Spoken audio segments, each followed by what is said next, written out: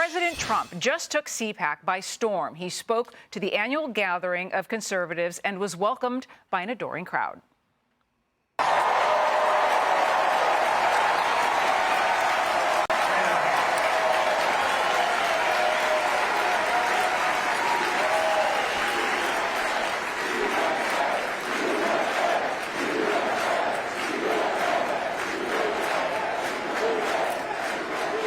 Trump used his speech to lay out all his accomplishments as he marks 1 month in office. Joe was the worst, and believe me, I have to clean up the mess. I'm cleaning up the mess, and it is a mess on the border with inflation. To go over every single thing he touched turned to the fraudsters, liars, cheaters, globalists, and deep state bureaucrats are being sent packing. The illegal alien criminals are being sent home. We're draining the swamp and we're restoring government by the people. We're liberating communities like Aurora, Colorado, and Springfield, Ohio, that have been occupied by illegal alien criminals from all over the world. We're rescuing the Americans whose jobs have been stolen, whose wages have been robbed, and whose way of life has been absolutely destroyed. And under the Trump administration, our country will not be turned into a dumping ground. It was an eventful day for Vice President Vance as well. CPAC attendees picked him as their top preference for the 2028 presidential nominee in the straw poll. Yes, we're already talking about that. So let's go to Lucas Tomlinson live at CPAC for more. Hi, Lucas. Well, good evening, Alicia. And Steve Bannon finished in second place with 12% of the vote. They're packing up the room here now, but it was a packed house earlier. Thousands gathered to hear President Trump, as you mentioned, marking 1 month in office. He came here to tout his accomplishments and including his favorite word. We're going to have so much money coming in from tariffs. Oh, you're going to say, your senators and your congressmen are going to say, please, sir, please. You're making us look so bad. We have so much money coming in. I didn't know this was going to happen. The president spoke for over an hour here outside the nation's capital in PG County. He also used the occasion to tee off on former President Biden, his predecessor. I also revoked Joe Biden's security clearances, the Biden crime family security clearances, and they'll no longer be allowed to access state secrets while selling themselves all around the world. Oh, well. Now, these are bad people. And recall that spat the president had with the governor of Maine while hosting all the governors from around the country at the White House yesterday. The president addressed that issue as well. The governor of Maine.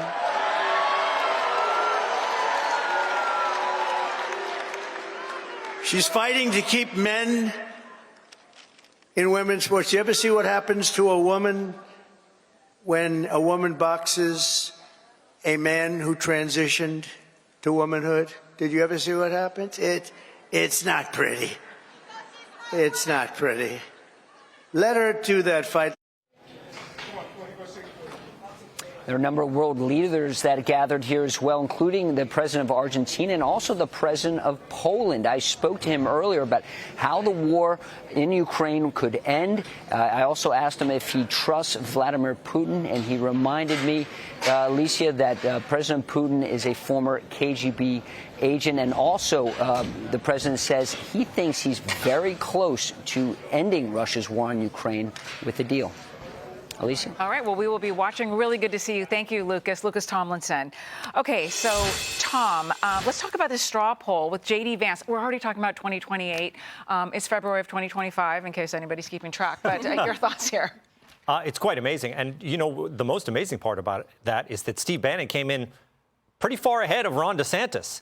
He's in a distant third. But J.D. Vance is no surprise to me that he was the choice of people at CPAC and probably all conservatives, all of MAGA America. He embodies the MAGA spirit more than anybody else. And what's great about that is that he provides a contrast with President Trump. He actually was against Trump back in 2016. And, you know, people often, they play clips and they try to do gotcha with J.D. Vance. Oh, you didn't used to like Trump. You said he was dangerous.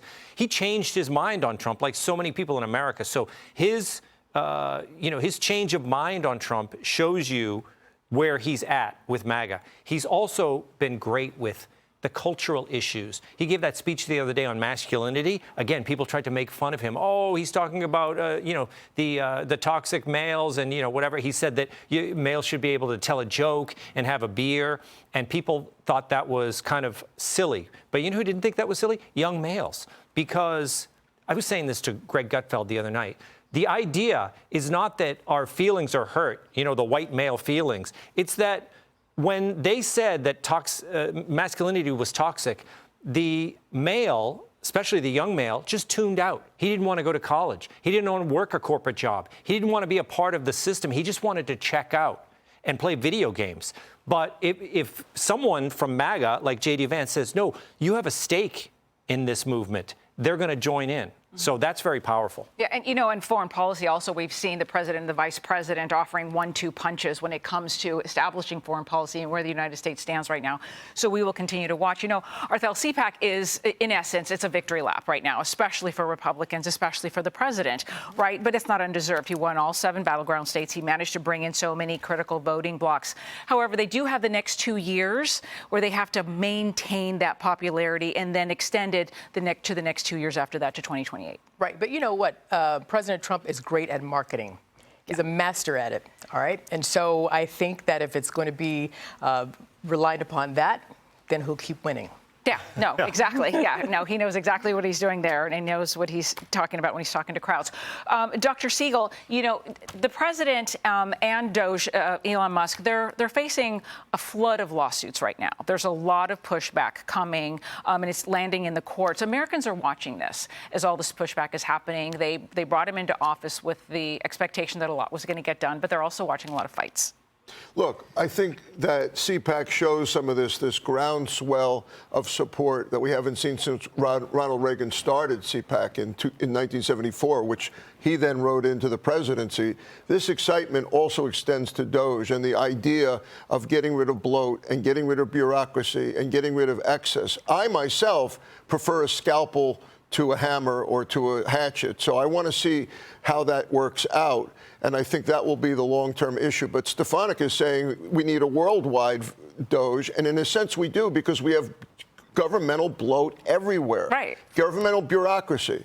So I really like the idea of trimming back. I mean, look, we're $1.8 trillion deficit here. What are we going to do? Just keep spending? Well, and I'm just really glad as a doctor you don't prefer a hammer and I prefer a scalpel. That sounds much more delicate. So thank you for that. I'm relieved.